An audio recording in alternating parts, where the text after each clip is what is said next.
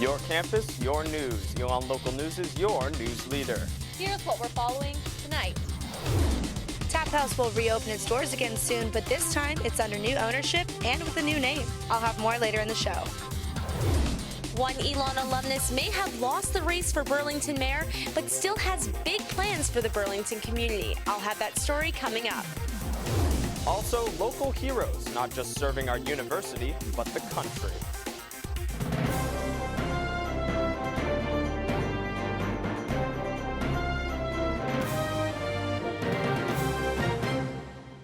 Right now, thousands of people in the Philippines are recovering from the damages of Typhoon Haiyan. The Philippine Armed Forces Central Command says 942 are confirmed dead, but fears the number is much higher. Emergency personnel still battling blocked roads to help save the victims. The typhoon made 6 separate landfalls. Good evening, Elon. I'm Alex Rose. And I'm Brennan McDavid. Thousands of people are without a home tonight after Typhoon Haiyan ripped through the Philippines. Several students here at Elon have family in the Philippines. I sat down with 2 students whose families live near the damage. It really does make you feel homesick, but more than anything, I feel kind of helpless, you know? First-year student Gabby Chiambien called home to her family on Saturday who were near the eye of Typhoon Haiyan. I was so scared for them, so, I just wanted to make sure people back home were okay. Officials are estimating more than 10,000 people are dead. Troops and aid organizations are helping save survivors of the storm that demolished buildings and homes. Elon student Mary Jo Saloon says her family in the Philippines are safe, but they are still on her mind. Yeah, they're definitely safe because I talked to my cousin this weekend and he said that the storm barely hit them. Xianbian says typhoons are common in the Philippines. At first I was like, oh, it's another typhoon. But not to this degree. When I realized how, the magnitude of the typhoon, I started to get really worried. Xianbian says she is concerned that the places hit the hardest are underdeveloped. As it is, it's not the best place to be living. And then after that, they get hit by something like this. It's going to be very hard and very difficult for them to come back from that. For a developing country, Mary Jo agrees the Philippines can't afford this kind of setback.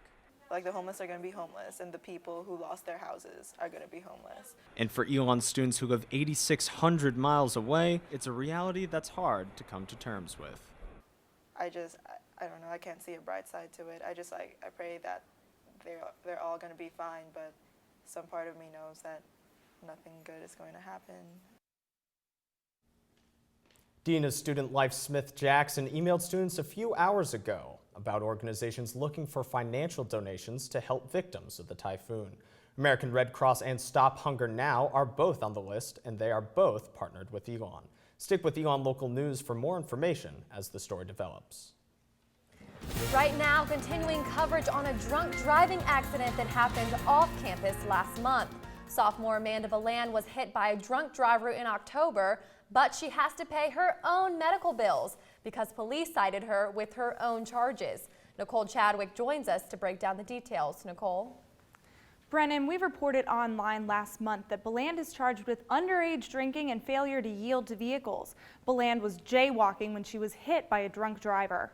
In North Carolina, even if you're sober, if you jaywalk and you get hit, the driver is not responsible for your injuries. That's under the Motor Vehicle Act of 1937. Robert Flieger, the Elon student who hit Beland, is charged with driving while impaired, revocation of license, and drinking and driving after drinking underage. In Beland's case, she was also drinking underage, bringing her a separate set of charges that put her on probation until January 31st. The topic in this case is negligence. Both could argue the other party was at fault and be able to win. Beland and her lawyer declined to comment due to the pending case in court. Beland and Flieger will be in court on January 30th, 2014. I'll keep you updated as the case continues. I'm Nicole Chadwick. Back to you. Elon campus safety and police are still searching for a male who they say entered an unlocked office in Alaman's building and stole money from an employee's purse last week. According to an email from Dr. Smith Jackson, the suspect is described as a male in his mid to late 20s. He's also approximately 6'1" or 6'2" with medium build and short hair. A similar incident happened at Corey Athletic Center in October. Contact campus security at 336-278-5555 if you have any information. Well, the College Street Tap House is reopening, but under new ownership and a new name. Carly Hilliard joins us in downtown Elon with more. Carly? Alex, the Office of Student Activities announced today that the College Street Tap House is now open for reservations, but this time with a few changes. Elon University is now in charge of the bar. Organizations can reserve the bar for their own functions, but reservations must be made a week before the event. The Office of Student Activities staff says they'll take care of setup, food, and security. Alcohol will be allowed at the event for students older than 21, but Aramark will have to handle all the sales unless the event is BYOB. But that's not the only change coming with the bar. With new ownership will come a new name. Elon is asking for students to vote on a new name for the space. The choices include Puzzles, Kings, Ashes, the Maroon Room, and the Firebird, but you can also submit your own idea. For now in downtown Elon, I'm Carly Hilliard, Elon Local News. Be sure to stick with ElonLocalNews.com for more updates on this story as we find out more information. It's registration time for students, and this year the university is trying to crack down on place savings. That's what the university is calling underclassmen's attempts to have older students hold classes for them. Dean of Student Life Smith Jackson recently sent out an email saying classes you register for will now be compared against your degree audit. The university registrar says the new program will find anything that does not match up, and that will end with an honor code violation. There's a new interim dean of the College of Arts and Sciences. Chair of the Department of Psychology, Gabby Smith, will temporarily serve as the dean of the school until a definite is picked. Smith has worked at Elon for more than 10 years. Elon Local News called Smith to ask if she intended to stay in the role, but got no response. An Elon graduate who lost the mayoral election for Burlington Town Mayor still has plans for the community. Our Sky Cowens has that story. Are you even 18? Are you even old enough to get into politics? And at no point did I ever doubt whether or not I was old enough. Elon alumnus Ian Baltudis walked the streets of Burlington in his campaign for mayor. The 2008 graduate traveled on foot, meeting members of the community, trying to get more people to the polls. A woman whose 88-year-old mother had called her up after I knocked on her door and asked her to drive her to the polls. Despite his effort, he lost the mayoral election last Tuesday to incumbent Ronnie Wall, but the 28-year-old received more than 1,400 votes out of nearly 4,000 people that voted. Even though he lost, Baltudis says this is just the beginning of his political career. That we're getting people fired back up. What we're doing is working, and so the key is keeping that going. Baltudis may have lost, but he still has big plans for the Burlington community, including bringing more people to downtown. How can we revitalize downtown, and how can we make sure that that revitalization is community-driven? One of Baltudis' ideas is to establish a cooperative brew pub. He teamed up with Burlington's Company Shops Market to begin Burlington Beer Works. When it opens in a year, it will be the third brew pub cooperative in the country. That project is designed to build a unique energy, a unique culture for downtown, and fills in the much-needed gap of nightlife and a family-friendly place to come downtown. Baltudis plans to run for mayor again in the future, but for now, he says he'll continue to be a leader in the community. Sky Cowens, Elon Local News. The winner of the race was incumbent Ronnie Wall. This will be his fourth mayoral term in Burlington. Congressman Howard Coble is donating part of his salary from the government shutdown to 7 charities in his district. Even after announcing his retirement last week, the amount totals more than $5,000. The Residential Treatment Services of Alamance is one of the nonprofits receiving a donation. The nonprofit helps people that are living with alcoholism, mental illness, and addiction. Congressman Coble will send the group a check for $600. Today is Veterans Day, and some veterans walk the brick paths here on campus every day. Our Ashley Boley spoke with 2 veterans serving right here at Elon. I think I had a feeling that it needed to serve also. Director of Physical Plant Robert Buckles joined the military and served for 26 years, following both his brother and his dad. Not everybody likes that type of environment, but my family survived. He held different positions in the military and retired with the rank of captain in the Civil Engineer Corps and Seabees. I guess I was the Navy was an attraction because I did have a bug to want to travel. Buckles isn't alone. Well, that was always a challenge. You were in a war zone. Elon professor Gerald Dillashaw served in Vietnam. The Vietnam War was getting pretty hot and heavy. Dillashaw served in the Army Corps of Engineers, but served here at Elon as Dean of the School of Education. Before going to war, he attended Furman University and participated in their ROTC program. Dillashaw says his unit faced many struggles. We would be working on a section of the road 1 week and go back 2 weeks later and half had slid down the mountain. Even though serving means risking your life, both Dillashaw and Buckles don't regret it. Buckles has one piece of advice for students looking to serve. If you're going to college, there's opportunities. If you're not in a ROTC program, there's still opportunities to get in there. Ashley Boley, Elon Local News. And here's a look at events happening in the Triad for Veterans Day. Great Clips Hair Salon will be giving out free haircuts until December 31st for veterans with proof of service.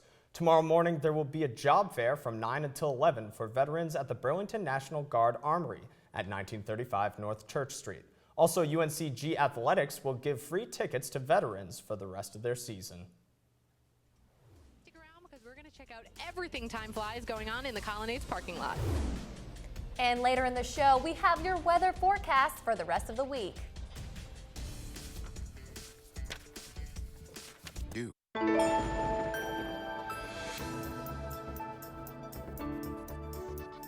The temperatures have been both warm and chilly these past few days. Our Eric Halpern joins us with what we can expect this week. Eric?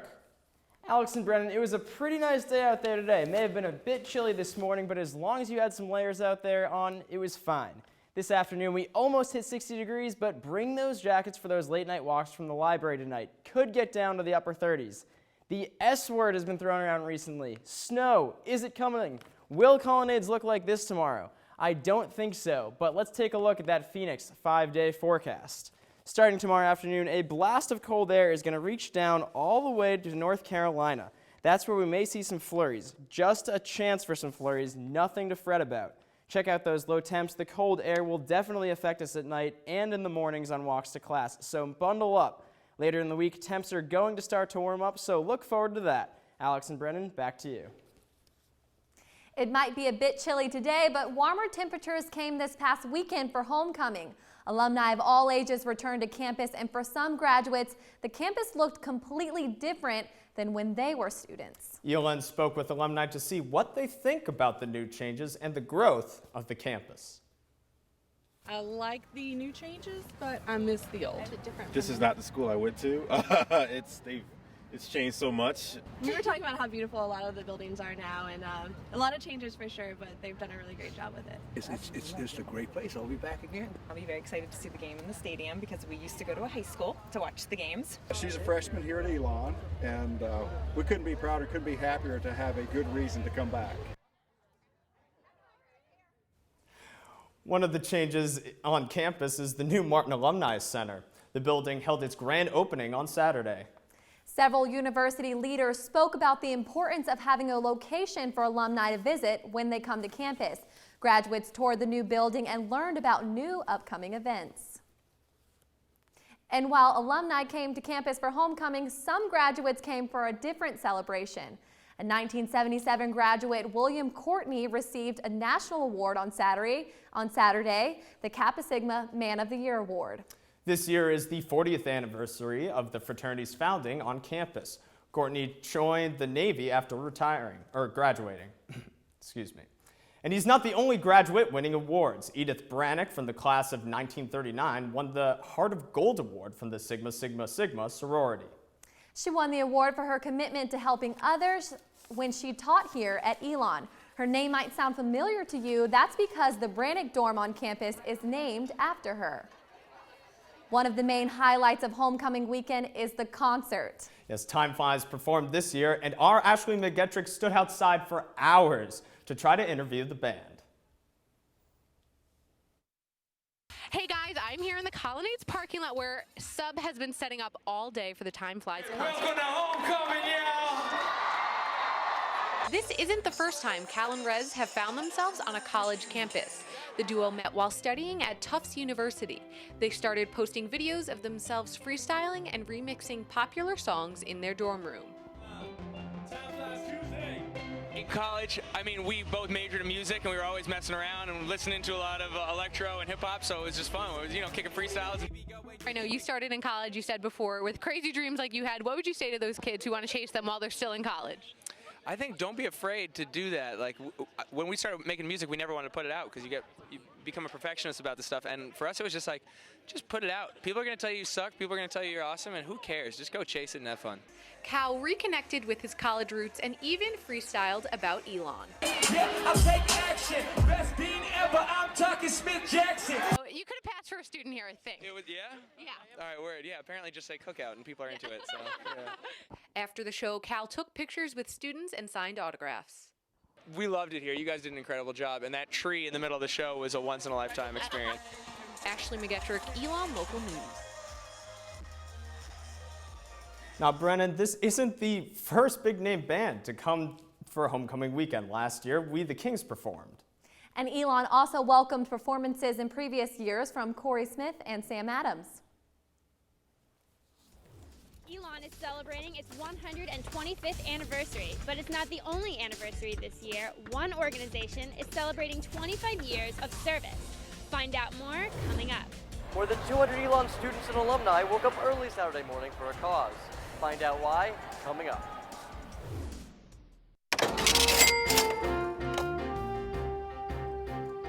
And now on to this week's College Consumer. If you're looking for ways to take less of a hit to your wallet, we've got you covered.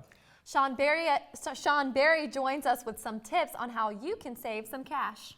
Thanks, Alex and Brennan. Whether it's online or in the store, college students are always looking for the best ways to save a few dollars. I have tips on some apps that you can use to cut back on costs. First, one of the hottest apps out there right now, Steals, hits close to home. Elon alumni John Charlesworth created the app, and it will save you money right here in the town. Steals partners with businesses like Smitty's Ice Cream, West End Station, and Fat Frog Grill to reward you with discounts on food and drinks. All you have to do is share a photo at those locations. Retail Me Not is another app. You can download the app to get it onto your mobile phone to get discount at clothing and retail stores in the area. The app tracks your location and tells you stores with discounts. Also, Gym Pack saves you money in a different way. The app holds you accountable for exercising. It finds your location at the gym and rewards you with money when you work out there. But there is a catch. It will also cost you money every time you break that promise. So if you want to earn some cash and get back into shape before the holiday season, Gym Pack is the app for you. That's all for this week's College Consumer. Alex and Brennan, back to you. Elon's Habitat for Humanity celebrated their 25th anniversary this weekend. Our Megan Ford spent the day for the build and spoke to both alumni and current students. Habitat for Humanity is celebrating their 25th anniversary this year. The organization's advisor, Evan Small, reflects on the group's growth. And see that energy continue to grow over 25 years has been really, really cool, and I've been learning a lot more about the history since preparing for our celebration this year. There are more than 250 students involved with Habitat for Humanity. At Saturday's build, the first president of the organization, John Barnhill, made an appearance. That same passion was here back in 1988 as it is here now 25 years later. All this hard work will go towards future projects. Everyone puts in a lot of hard work out here. People get up 6 in the morning every Saturday to come out and help build the house, as you can see, and it's just a really good opportunity. And since the event was on homecoming weekend, alumni came to help out. I'm just pleased that it's still going strong and that there are people involved and that who love it as much as we did when we were here. Habitat for Humanity builds one house a year. The goal for this year is to finish their 23rd house in the spring. Megan Ford, Elon Local News. While Habitat for Humanity is celebrating their 25-year anniversary, Elon University is celebrating their 125th anniversary. Elon Local News will continue to bring you stories about the university and the surrounding community, so be sure to join us on December 2nd at 5 p.m. for a special 125th anniversary broadcast about Elon's past, present, and future. More than 250 students, alumni, and their families spent their Saturday morning of homecoming weekend in a gym. but they weren't playing basketball. They were a part of Elon's 4th annual Stop Hunger Now event. Our Gary Grumbach has more. 48,000.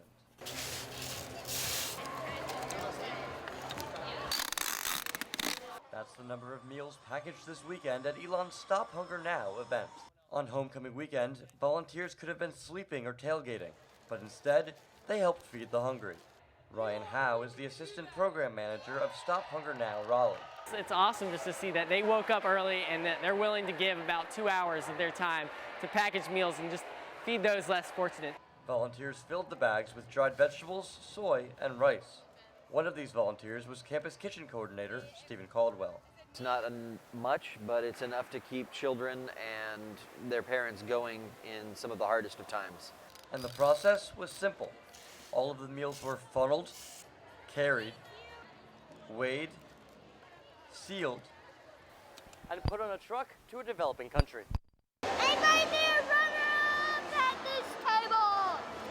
Organizers of Saturday's event don't know exactly where this food will go, but they do know it will go to children in need across the globe. They're hungry. They need food. They have weak bodies, so I mean, they need a nutritious meal. And getting these people together to package, getting the community together, we can end world hunger. Stop Hunger Now has donated more than 100 million meals to people across the globe. This is the 4th annual event at Elon, and volunteers say it won't be the last. Gary Grumbach, Elon Local News. For more information on Stop Hunger Now and how to get involved in other Elon Campus Kitchen programs, visit their Facebook page at facebook.com/campuskitchenelon. And alumni were back for sports this week for homecoming. The highlights after the break.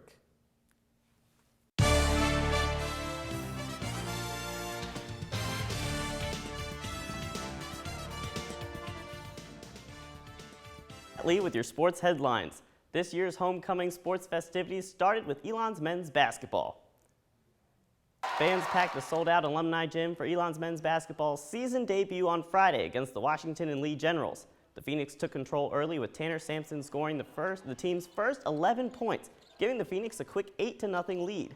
The Phoenix continued to add to this early lead and would be up 57-32 at halftime. Elon came out of the break just as strong, shooting over 75% from the field. Elon led by more than 50 points at one time in the game, and 5 Phoenix players scored in double digits with Sebastian Koch leading the way with 22 points. The final score was 114-64. And Elon was back in action on Sunday against Marist College for their first road game of the year. They continued their success, getting a hot start and winning 75-48. The Phoenix will be on the road again this Friday to play the Charlotte 49ers. And the football team looked to add to its win some game for some reason in its homecoming game against the Citadel. The Phoenix started off strong, stopping Citadel on the 4th down to gain possession early in the game, and later scoring on Mike Quinn's 13-yard pass to Tracy Coppage, tying the game up at 7. The Bulldogs would score on a short run in the second quarter, but the Phoenix would stay in the game and were only down 4 points headed into halftime. But in the third quarter, it all went downhill for the Phoenix. After scoring a 65-yard passing touchdown, Citadel scored again with fullback Tyler Renew breaking free for a 61-yard run, giving the Bulldogs a 28-10 lead. The Phoenix struggled to fight back, throwing an interception that would lead to another Bulldog score. The Phoenix allowed huge runs and passes and would end up losing 35-10. Coach Swepson addressed the Phoenix's struggles to the media after the game.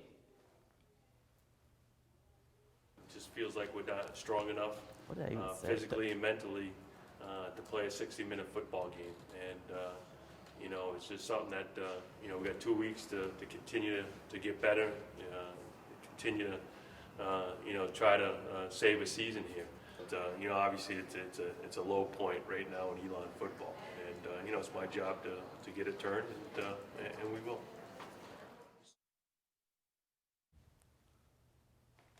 Later that day, Elon men's soccer played Appalachian State in the Southern Conference Tournament in a nail-biting game. Trust me, I was there. The Phoenix had many shots on goal throughout the game, but it was App State who scored first in the 74th minute. But the Phoenix quickly came back after earning a free kick. Elon midfielder James Brace sent a cross into the box, and defender Nathan Deal kicked it in for his first goal of the year. The score would stay tied through the end of regulation and extra time. causing Elon and App State to go into penalty kicks. Elon missed its first shot, but keeper Nathan Deal made clutch saves to keep the shootout tied apiece. And then Nathan Dean made another clutch save, allowing Nick Butterly to drill in a penalty shot into the back of the net, allowing the Phoenix to win and advance in the SoCon tournament. Their next game is this coming weekend against Georgia Southern in Greenville, South Carolina. That's all for sports. Back to you guys. And that's all the time we have for this week's Elon Local News. Be sure to stay with us throughout the week on our website, elonlocalnews.com. You can like us on Facebook or follow us on Twitter. From all of us here at Elon Local News, have a great week, Elon.